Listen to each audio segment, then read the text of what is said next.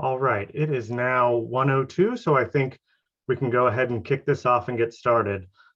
First of all, thank you for joining us today, and welcome to Hiring New in 2022 webinar series. The world has changed over the past 2.5 years, and so is hiring. This series is designed to talk about all things recruitment, specifically at CMS. And today's webinar is special because it's geared towards the military community. My name is Sean Forbes, and I'm a recruiter with the Centers for Medicare and Medicaid Services, or CMS. I'm also a veteran myself. I spent 20 years in the Navy, both on the active duty and reserve side. So I got to see a little bit of both sides, and I'm also a federal employee. So I've navigated this the federal hiring process as well. This webinar will be recorded and posted to our YouTube channel. A colleague will post the link in the chat box. Interpreters are on the line, and closed captioning is available if needed. Please click on the CC or the 3 dots if you don't see the CC below and click Show Subtitles. A follow-up email will be sent to all pre-registered participants, which will include the slides. If you have any questions today, please feel free to ask. We have HR specialists standing by to answer your questions in the Q&A box. So please make sure you ask them there and we'll get them answered. And then without further ado, let's just get right into it. So again, today's webinar is about federal hiring and a guide to employment. So again, my name is Sean Forbes. I'm a retired Navy chief turned federal employee who's now a recruiter for CMS. So our agenda for today, we'll talk about veterans preference, USAJobs. We'll hear from a CMS employee, Ronald Moore, and his CMS story. And we'll take a look at some important documents that you need, and we'll do a bit of a deep dive into federal resumes. So first of all, what is CMS? CMS, or the Centers for Medicare and Medicaid Services, is the largest purchaser of healthcare in the world. We're responsible for Medicare, Medicaid, the Children's Health Insurance Program, and the federal health insurance exchanges. It touches the lives of over 145 million people across the country. CMS mission is to serve the public as a trusted partner that's dedicated to health equity, expanding coverage, and improving health outcomes. Our headquarters is located just outside of Baltimore in Woodlawn, Maryland. And we also have several regional offices throughout the country. And we've, I would say, recently expanded into remote work as well. And we'll dive a little bit deeper into remote work later on in this presentation. So who do we hire? Well, we do hire health policy analysts, health research analysts, physicians, nurses, pharmacists, those with healthcare backgrounds.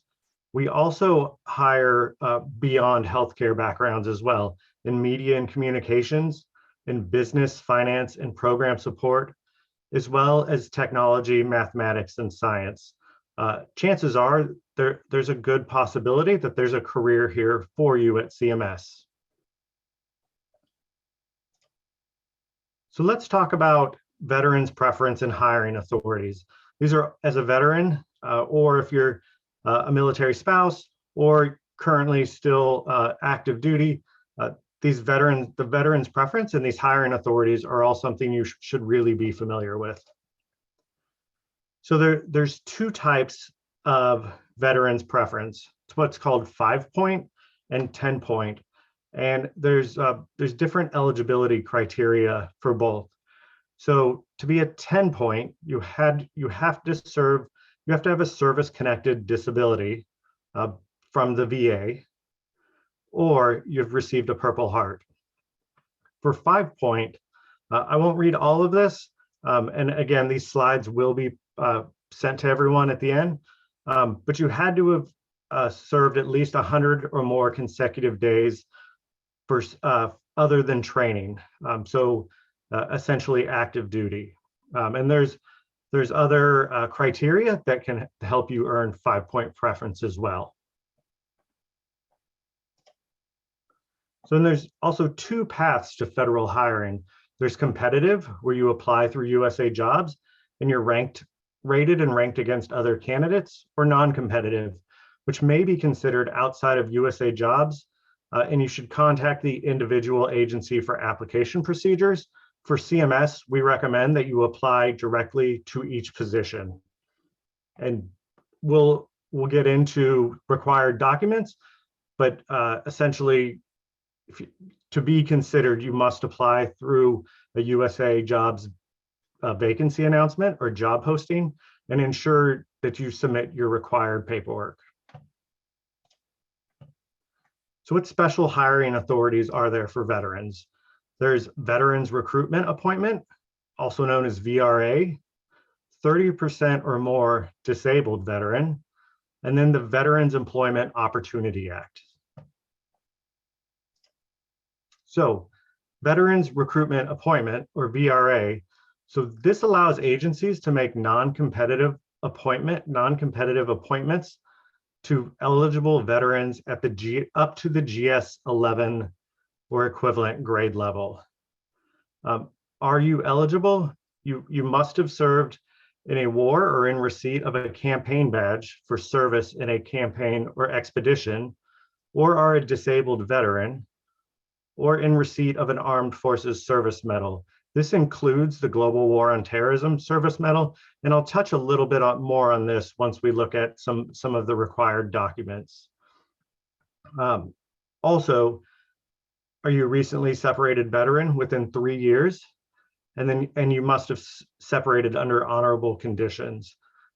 So to have these eligibilities, it essentially allows you to be non-competitively hired, up to the GS 11 level. So 30% or more disabled veteran. This is another special hiring authority that allows you to get non-competitively appointed to a position, not just with CMS, but across the federal government. To be eligible, you could be retired or discharged from service, but have a service-connected disability rating of 30% or more from the VA. And then the Veterans Employment Opportunities Act. This allows veterans to apply for announcements that would otherwise be open to what's called status candidates, so current or former federal employees.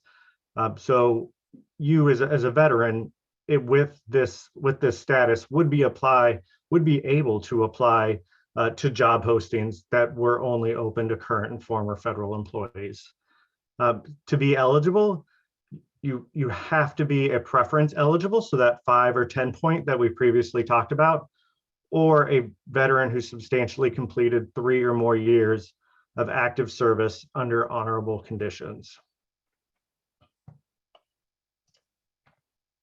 So other special hiring authorities, the military spouse program. So eligible military spouses may apply and compete for positions, typically only open to federal employees, and apply for positions open to the general public, and also be referred non-competitively.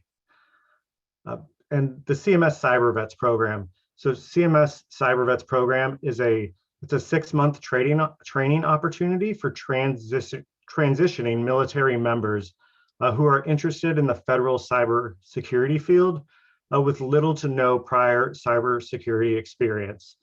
This is a great program for folks who are transitioning off of active duty and looking to start a career in cybersecurity. If you're still unsure about whether or not you have veterans preference, or you would qualify for a special hiring authority, the Department of Labor has a great, I would say, calculator that walks you through everything, and will let you know whether or not you would qualify based on your answers. So now that we've discussed the special hiring authorities and veterans of preference, let's take a look next at USA Jobs applications, because really this will determine what jobs you look for and how you apply. So job searching is really like a piñata. If you hit it hard enough, you'll be rewarded. Really, you have to get out there and apply to positions that you think you're qualified for. And we'll walk through this presentation to hopefully help you kind of showcase your experience so that you'll eventually be hired. So let's take a look at a vacancy announcement. So when you go into USA Jobs and you pull up any job posting, you're going to see this overview, and it's really going to tell you, who this job is open to. You want to take a look here to make sure that it does say veterans, military spouses. This just says who can apply and who can be considered, for this position. So always just double check that, make sure, because there are some positions that are, I would say, internal to agency specific. So just make sure you take a look at who the job is open to before applying. This will also tell you location, salary, and the pay scale and grade. So remote work. So CMS has two instances of remote work. So we have what's called remote work out and remote work in. And I'll go back one slide really quick, because it will say in this this right-hand panel, will say whether or not it's open for remote work. So you'll see this remote job section here, and it'll say yes or no. But with the no, there's a caveat for CMS positions. So I'll explain the two types of remote work that we have.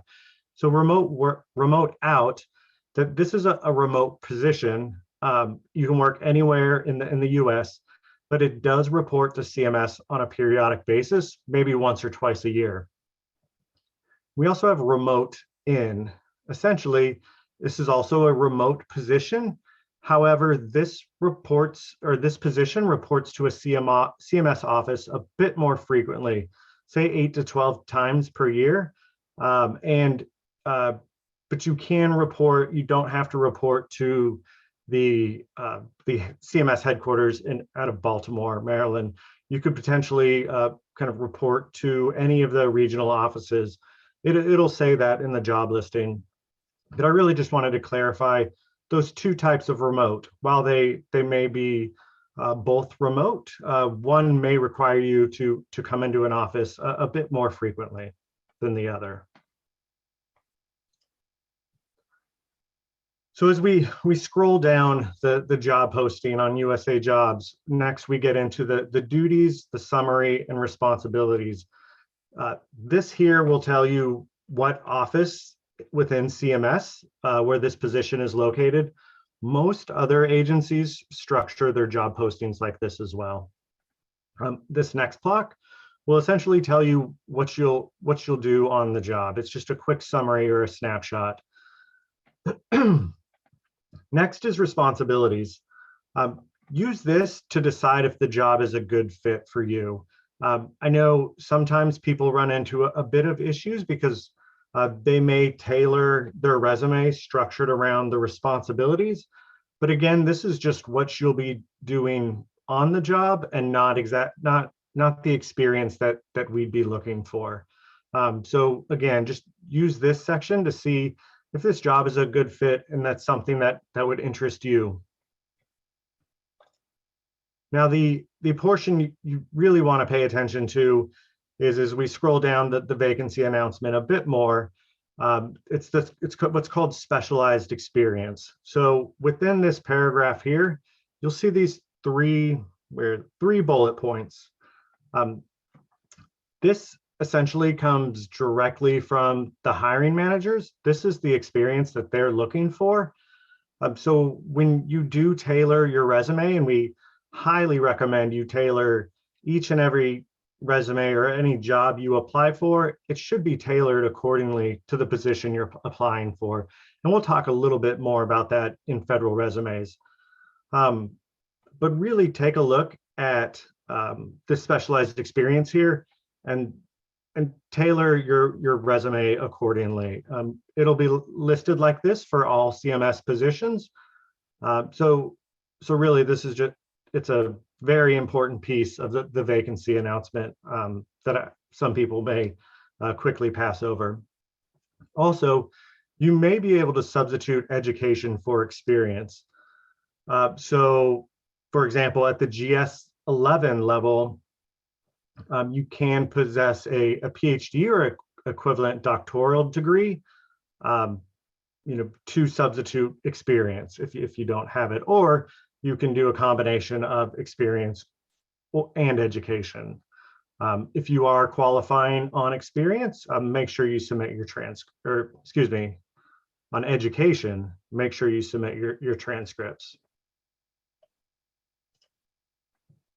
So the qualifications, which we just talked about here, is the specialized experience. This is how HR specialists at federal agencies are going to qualify you and determine whether or not you have the specialized experience that they're looking for.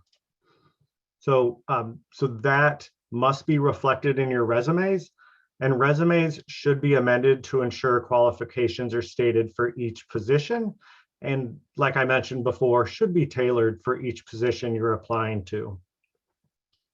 And then please be clear, because human resources at CMS, all of our applications are reviewed by people. We don't use any keyword software. So please ensure that your resume is clearly written, because your HR specialist will not make assumptions and cannot make assumptions about your qualifications. So make sure you take the time and that they're in there.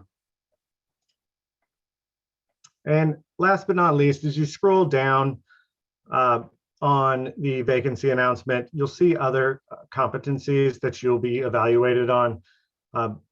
Those are good skills to list in your resume as well. Not all of them will include this.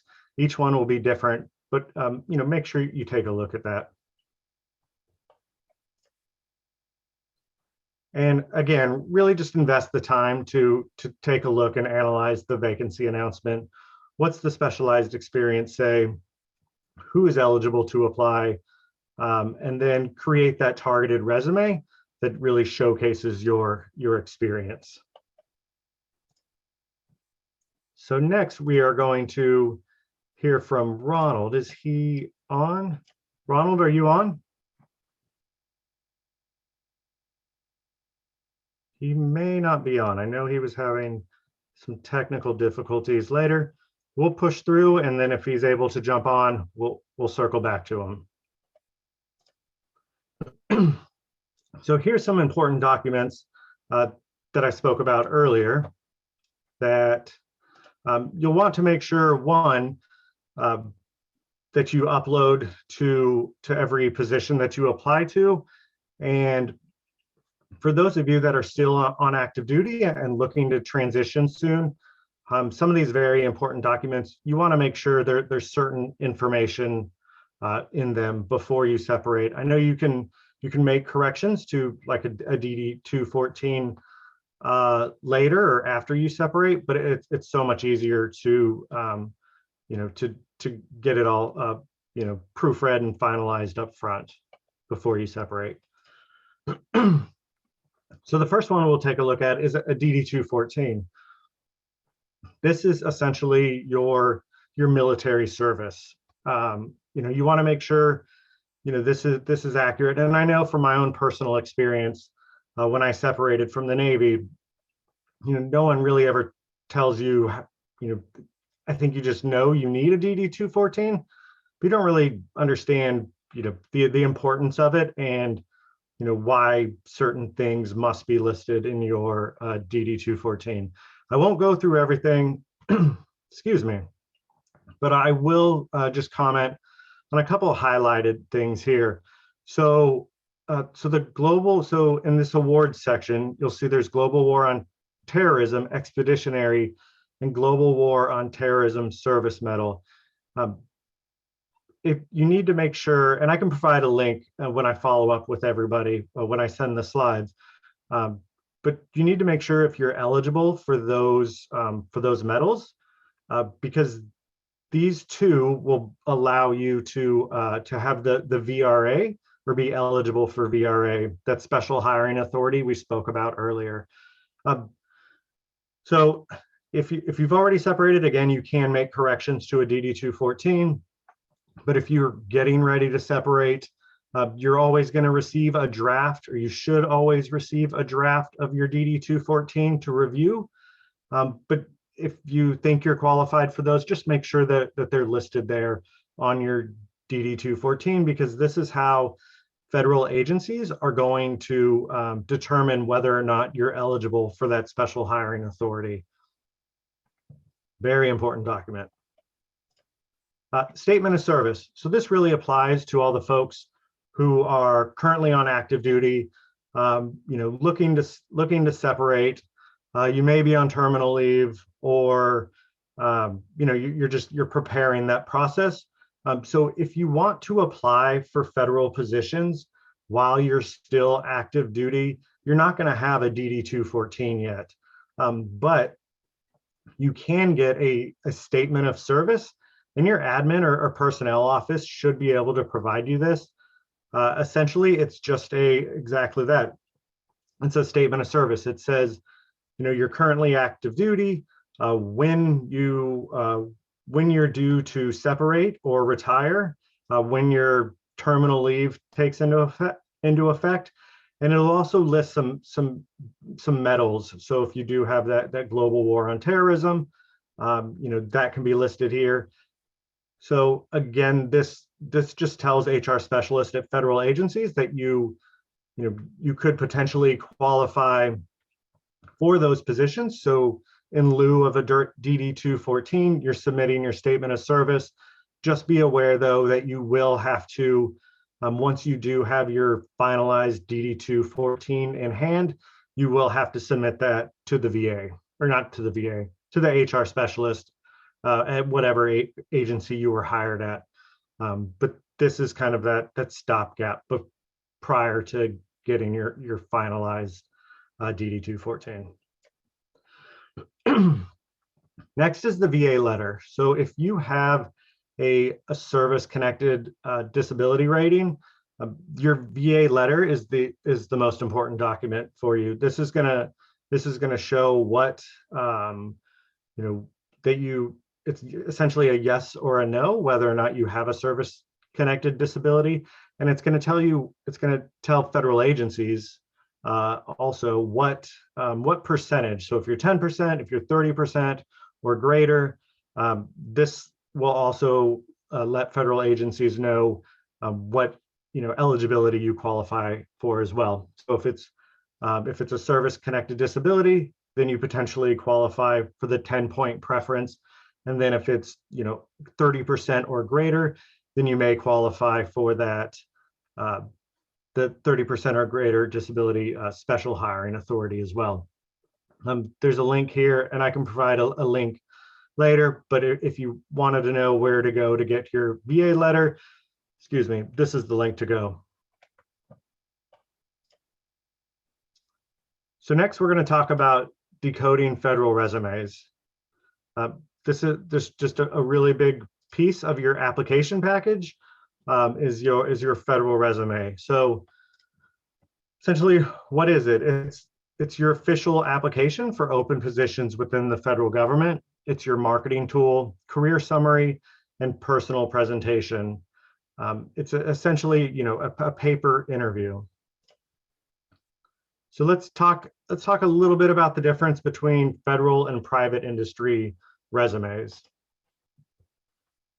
So private industry resumes, typically 1 to 2 pages, simple bullet points. Uh, you know, you don't have a ton of room to expand and really display all of your experience. They're meant to be kind of really short snapshots. They could be scanned by keyword software, and with federal resumes, we recommend generally between 3 and 5 pages, and you can have small narrative paragraphs. So as you can see in this chart here, the big difference between the private industry writing style and the federal resume writing style. You have that opportunity to really showcase your experience and skills. Again, at CMS, human resource specialists are taking a look at your applications and resumes. We don't use keyword software, and we'll touch a bit on a writing style or an outline style that can help you showcase that experience of yours. So federal resumes are like shoes. One size does not fit all. Your resume should communicate your qualifications, show you can provide immediate results, and convey your first and best impression. And also, you shouldn't apply to multiple jobs with the same resume. Again, within USAJobs, you can have up to 5 different resumes.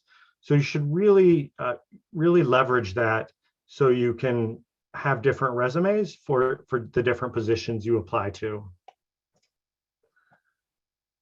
So how do you stand out amongst the rest? With a targeted resume.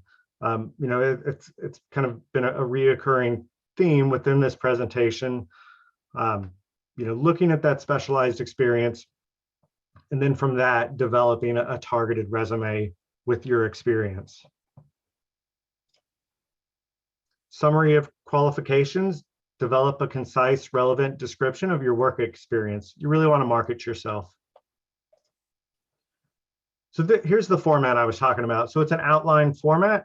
The caveat is this is optional. We're not saying you definitely have to format your resume in this way. We're just providing an option that we think helps HR specialists and hiring managers really identify your experience. So you can take this kind of CAPS keyword approach. So based on so if you take a look at a job announcement, and on the specialized experience, it's looking for somebody with operations management. One way to do that is to take your resume and then list out operations management, and then really describe all those ways that your experience supports operations management. And the same thing with program management, supply management. It gives you an opportunity to highlight that, say, like, yes, I have this specialized experience, and here's how I support that. And you really want to include, you really want to quantify it and show some cause and effect. Like, what did you do and what was the result? Make those accomplishments really stand out. Include the month and year for each experience listed, as well as the hours per week. Most of the month and year and experience, and as well as hours, is listed as required information on federal resumes. So just make sure you include that. Separate each experience, including those in the same position, but a different level. It shows your work progression. So if you've started off, doing one thing, but you've slowly grown to more experience and taking on more responsibility, show that work progression, even if it's in the same role. And then if qualifying on experience, again, take note of the specialized experience and then include that in your resume. The one really big caveat with that, with specialized experience, please never copy and paste the specialized experience from the job posting to your resume, because that could find you disqualified. So it has to be in your own words that you demonstrate that you have that experience. Certainly you can use keywords, you can pull keywords from that, but never just copy and paste. And language matters. Describe your unique qualification using meaningful and effective language that translates well to hiring managers. And we'll talk a little bit about this in the next few slides. And this was something I struggled with, and I think everyone in the military community can probably relate to, but is kind of demilitarizing your resume and making your skills relevant and relatable to hiring managers. So one resource you can use is this Maryland website, which is Mill to Federal Jobs, which helps you can put in your military occupation code or your military occupation title. And this will help you find, equivalent, somewhat equivalent military or federal specialties. So health services management, may equate to a health insurance administration, which is a job title that we have within CMS, or health insurance specialist. So this is just a great way, and you could break it down by branch, and enlisted, warrant, or officer. And this just may help you, kind of tailor your resume, or just narrow your search and say, or maybe just help focus your search. I think it's a pretty great tool because, sometimes I was a aviation administrationman, but that was hard to kind of tailor it because I didn't want to stay in aviation. So yeah, using things like that can help focus your search. And I was an aviation maintenance administration, and I don't know why I messed that up. It's been a while, I guess. So let's talk about translating skill sets from military to civilian. This is really, really important to demilitarizing your resume. So think beyond the specific functions, but think about, I'd say, like the value and the skills for that expertise. So in this example, a sharpshooter would have led small teams to carry out high priority objectives with minimal room for failure in high pressure situations. So examples are leadership, ability to carry out work with minimal supervision, attention to detail, ability to work under strict deadlines. And I think a lot of us in the military, like project management, program management, if you've ever managed or worked on a maintenance program, that's all like program and project management, and that should be reflected and highlighted in your resume. Attention to detail, that's huge. Leadership, ability to motivate people, ability to work with people from different backgrounds. And the military is extremely diverse, and you have that opportunity to work with diverse groups. So all of that should really be showcased in your resume, beyond the kind of the technical stuff that you worked on. So give the full picture, the technical skills, again, the interpersonal skills, and the leadership skills. And one thing you may want to think about when writing your resume is try to make it relatable. Like, think of it from the hiring manager's perspective or the HR specialist perspective.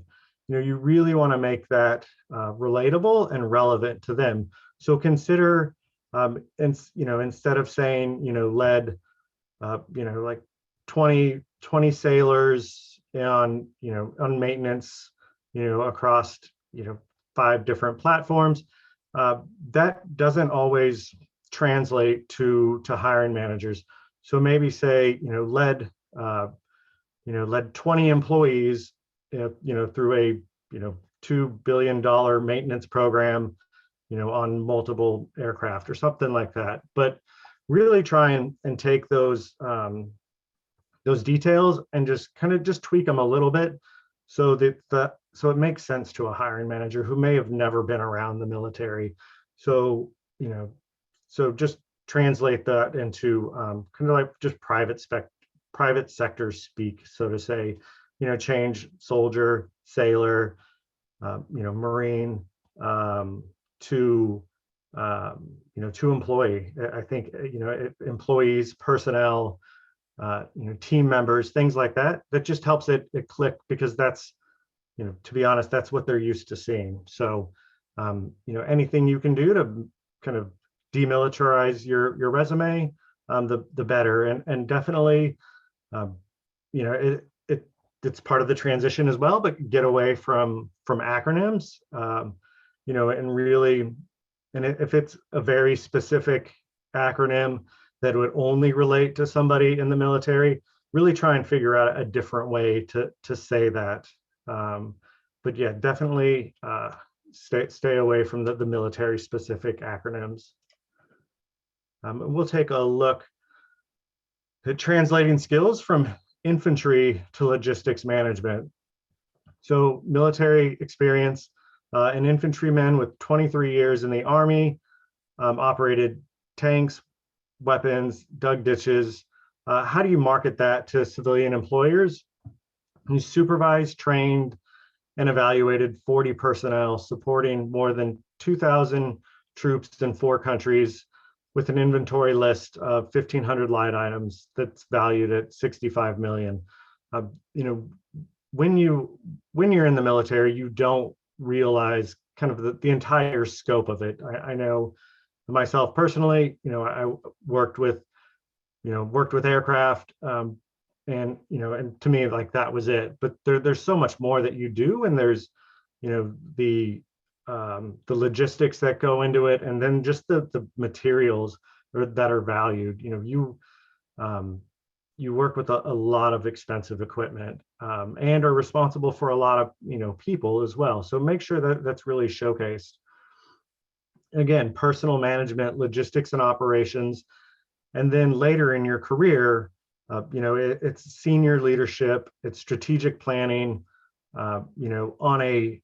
I would say on an organizational level too. So, really make sure that that's all featured there.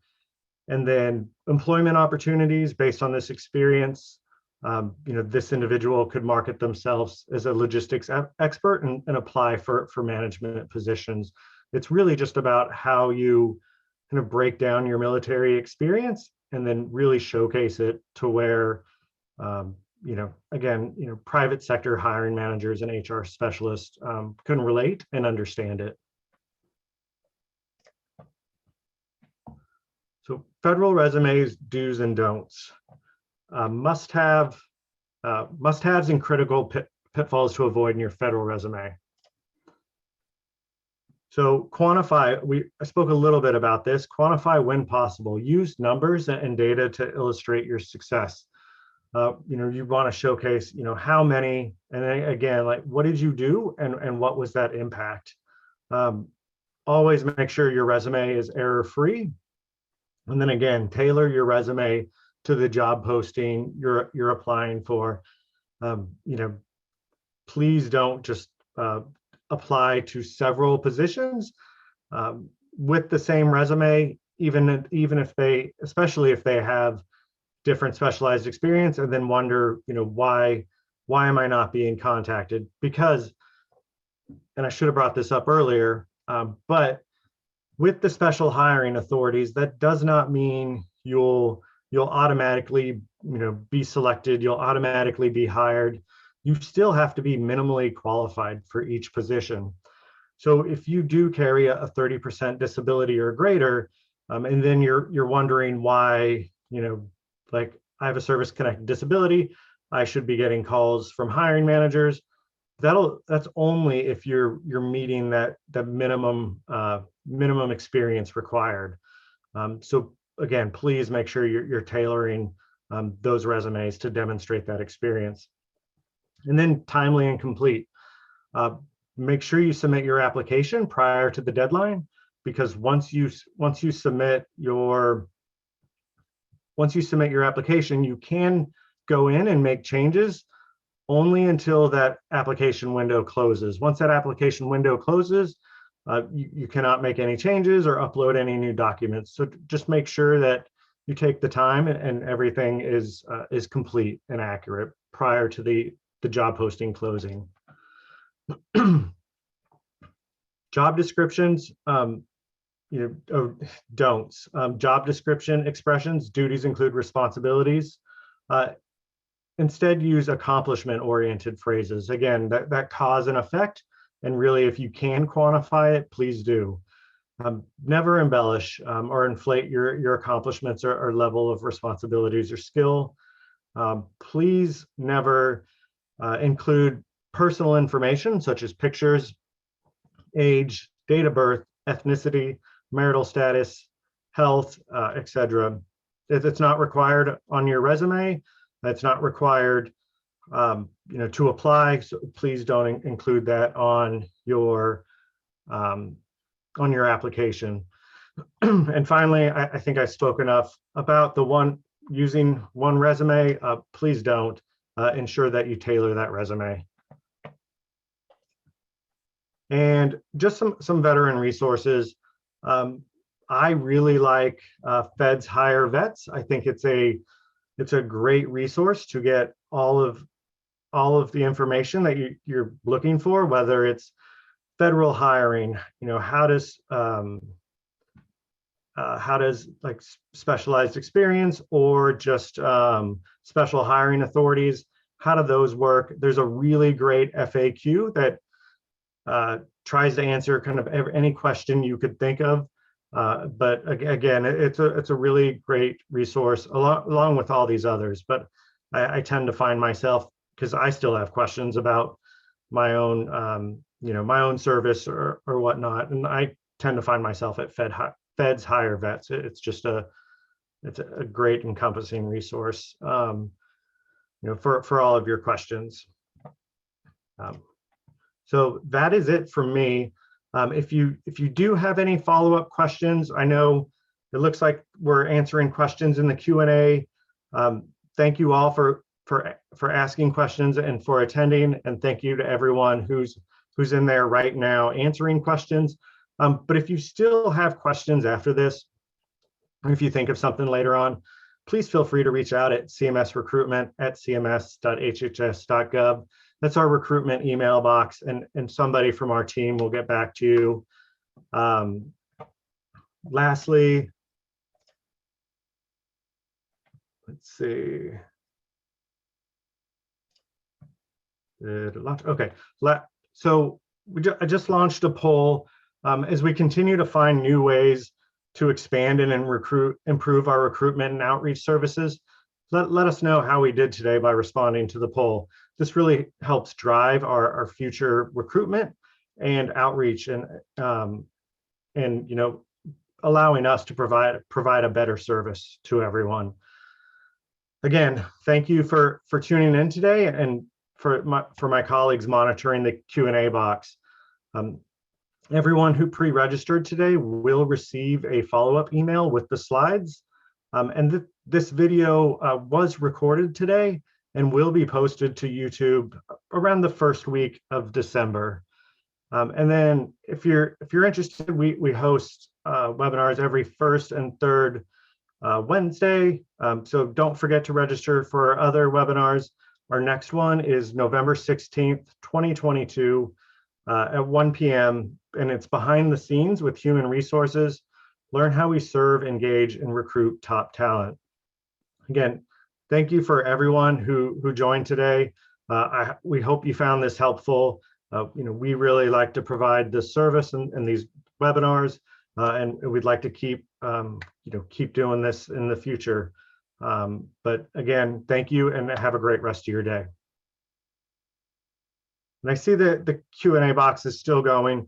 We'll continue to stay on and answer anything that's in the Q&A.